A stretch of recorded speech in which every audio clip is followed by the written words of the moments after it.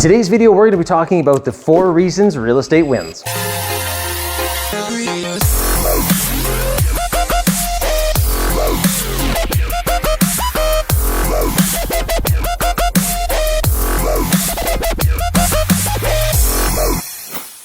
People always wonder, should I invest in crypto, stocks, real estate, MLM? And today's video is going to tell you why real estate wins above all that. Hey, and why should you listen to me? Well, Mel and I, who is my wife, we have now purchased over 260 units in 5 different countries: Canada, US, Costa Rica, Mexico, Dominican Republic. We specialize in buying multi-family real estate using creative financing and other people's money, and we do so without joint venture partners. We also have our Action Family Mentoring program where we show people to do just like us. If you're new to the channel, make sure to subscribe and hit the bell to get notified as we release a video every single week. But enough about us, let's dive into today's topic. So real estate. Okay, let's start off with the first one. Okay, I have here cash flow and refinance, and I actually want to put RI. What does that stand for? This stands for reoccurring income. This is by far the biggest game changer in multifamily or real estate investing, okay? Is the reoccurring income, right? Every single first of the month, the rent comes in, right? We collect the rent from the tenants, we pay the mortgage, the utilities, everything else, the taxes, insurance, right? Everything that needs to be paid.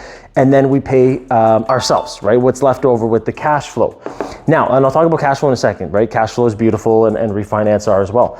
But the reoccurring income part, we don't have to go find a new client. We don't have to go chase down a new lead or anything like that. With real estate investing, I believe this is one of the biggest points, is because everyone always has to go give their time, give their hours to make money. With real estate, I get paid 12 times a year. Every single month, the rent gets collected. We do like I just mentioned, and we get cash flow. That is the biggest game changer, is the reoccurring income. And if you're tired of going and trading your hours and working for someone else, or if you have a business and pleasing clients and having to go get the next client, this is why we love real estate. Once you buy a building, you put all the work up front, obviously, but once you put all the work up front, that reoccurring income comes in, and you're providing a service that people always need a place to live, okay? So reoccurring income is by far the biggest game changer. Now, the other two, cash flow. So like I mentioned, cash flow is beautiful. So every single month, as your tenants pay you and you pay the utilities and everything else, the cool thing is you also pay down the mortgage, which we'll chat about here. But cash flow, this is what Mel and I live off of, the reoccurring cash flow from our income producing assets, right, in the 5 countries, is what we live off every single month, which is beautiful. Now, every few years, we do refinances, okay? So at the time of this video, we're gonna be doing 6 refinances this year. We're doing the first 2. And the beauty of this is, we typically like to align this, and I have other videos on this, we like to align this, that we refinance every single asset within like a 3 to 5 year window. Okay, so think about this. Every 3 to 5 years, for every building that we have, we go to the bank, we get a new appraisal, and we get a new refinance, which is basically us taking out the equity. So we do a cash out refinance, an equity pull refinance, and we typically take per building at least 5 to 6 figures of income. So imagine having a building and you go and you take out, I don't know, $70,000 tax-free money, by the way. A refinance is a tax-free event. Imagine that every 2 or 3 years, or 3 to 5 years, whatever you decide to do, you take out $70,000 over and above the monthly cash flow, right? Which is reoccurring income. Or you get, depending on where you buy and what type of lift you're able to get, imagine that refi is a 6-figure. Imagine every 3 to 5 years you pull out from one building 6 figures. And I know this might sound like, oh my gosh, Dave, I can't believe you're even talking about that, because that sounds way too good to be true. Mel and I do it, okay? We have some buildings that literally, it's just rinse and repeat, reoccurring income. Let time go by, take out another refi, go buy more buildings. Like, that's the beauty of it. So the top reason, well, some of the other reasons might be even better, but one of the top 4 reasons that we buy real estate is for this right here. Next up, I'll go in order. 2 is taxes. So whether you're in Canada or the US, or even you don't have to live there, like Mel and I, we live in Canada, but we invest in 5 different countries. taxes is going to be a big reason why real estate wins. Now, the US has some very, very favorable tax laws for real estate, right? They got the 1031, they've got accelerated depreciation, all of that beautiful stuff.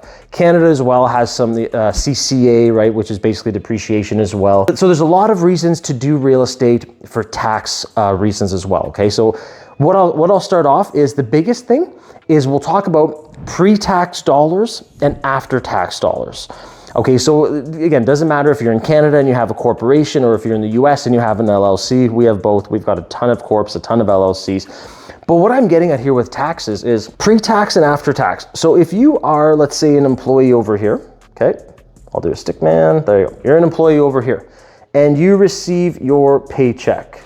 Well, what ends up happening is, no, before you actually get your money, they take X, Y, Z, they take everything. So before you get your paycheck every 2 weeks or whatever it is, the government has taken their social security, has taken their workman's comp, has taken their employment insurance, like whatever. It, again, depends what country you're in, but they take everything and you get what's left over. And then when you have what's left over, you still have to go to the store and buy and pay taxes on things. That is after tax dollars.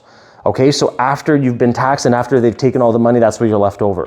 What I'm talking about is in a corporation or an LLC, let's just do this. Let's pretend, you know, it's whatever. I'll just put an X. It could be a corporation, an LLC. So this is the entity that actually owns your assets.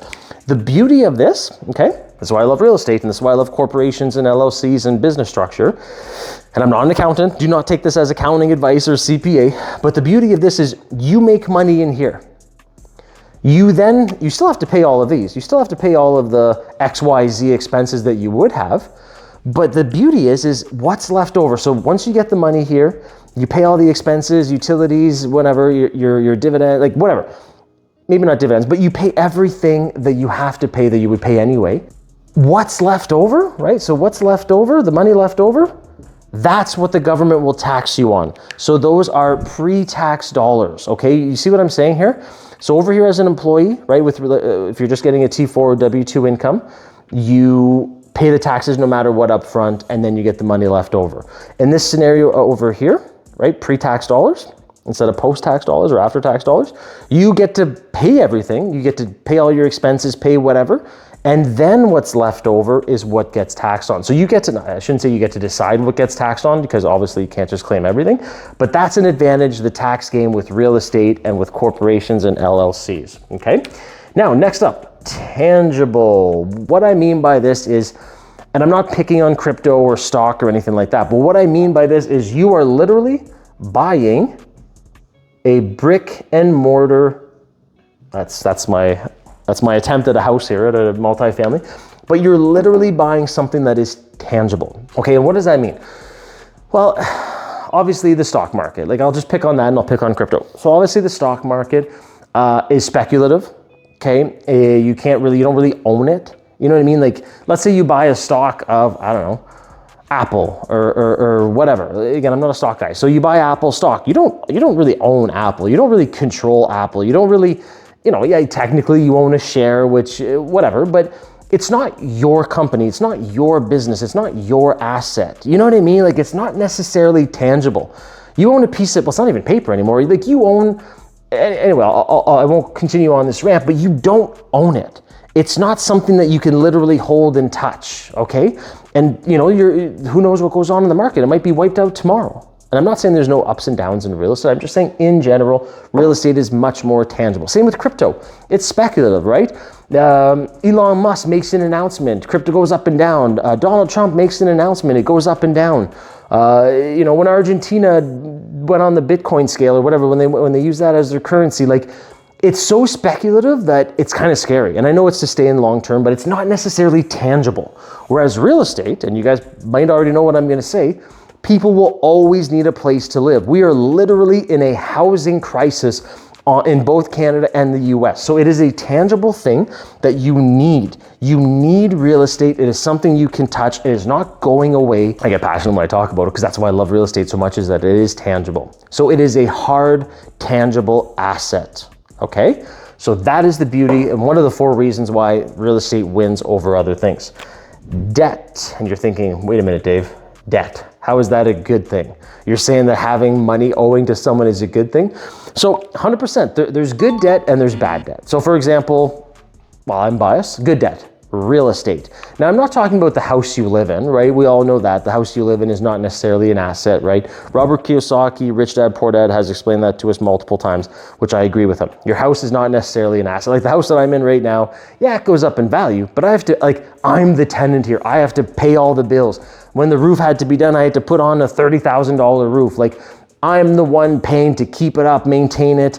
Is it going up? And yeah, but my money's tied up in this place too. Anyway, so technically your house is not an asset. So what I mean by good debt is income producing assets such as multifamily real estate, which is what Mel and I specialize in.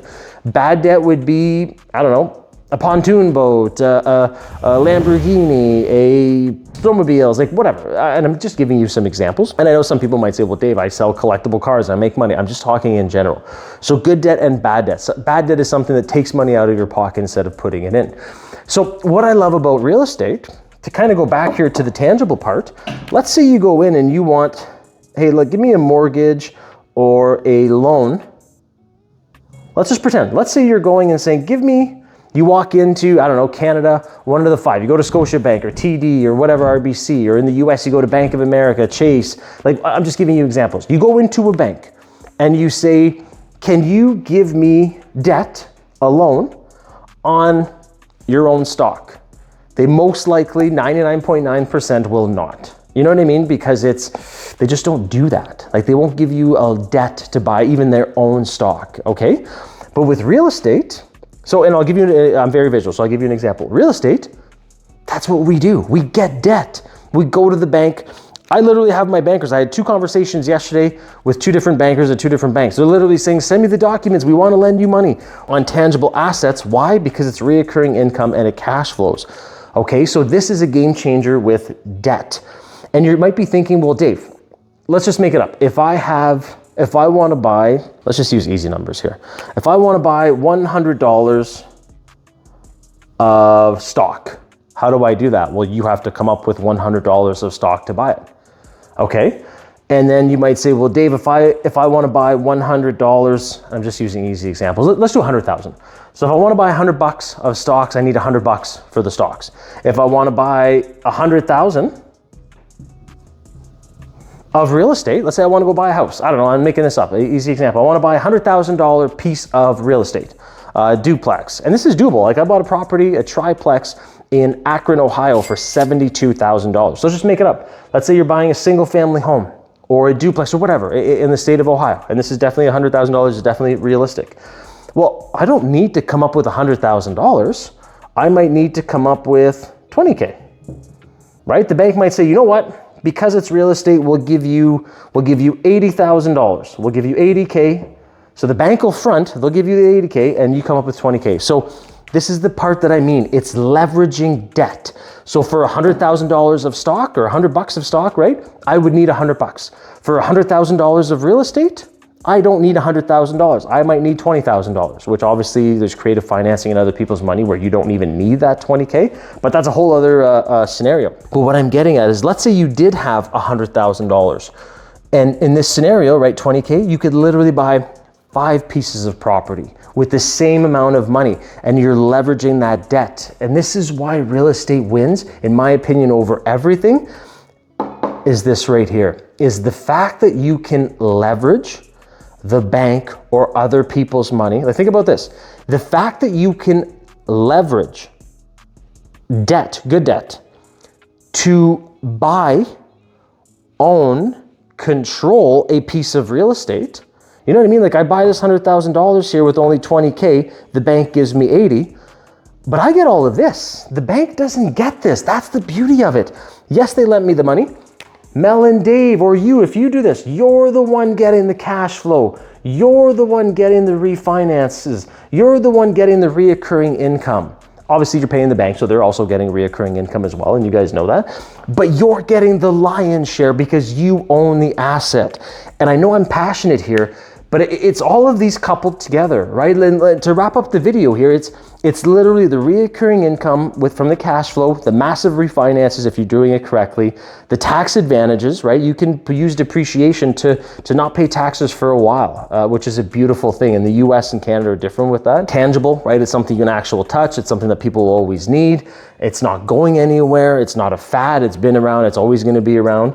And the fact that you can leverage debt to buy more and more buildings without having to come up with all of your own money and use all of your savings, this is literally why real estate wins, in my opinion, all the time.